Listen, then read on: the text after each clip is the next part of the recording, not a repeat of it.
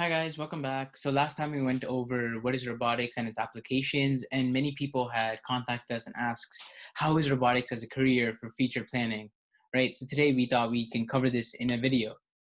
So here we are at robotics as a career. We'll get straight to it. Um, First, we'll go towards careers in engineering and robotics, right? The two main subgroups of engineering include software engineering, mechanical/hardware engineering. These are the two sub-branches within engineering that are dominant in the field as of now. Software engineering careers, game designer, right? All those games you play, the people who make the graphics behind it, you press this key, this character does that. All of these designs are really under game designer, software engineer careers. A web developer, well, visit a website for something, info, boom, you get it. Click here, get this info. All this compiling, mix and matching clicks and images, putting them together with text, right? Web developer, all those website you visit.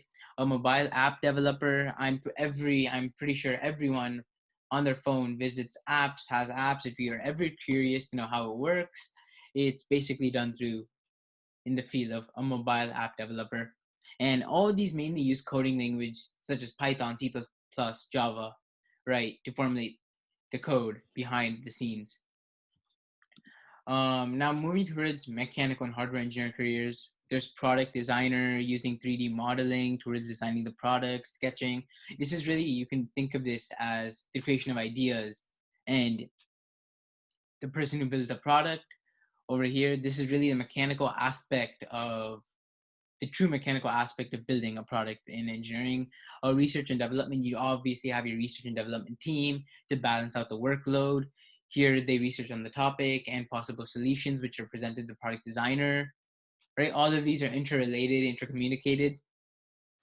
And your CAD technician 3D models the product so that the product designer can use it.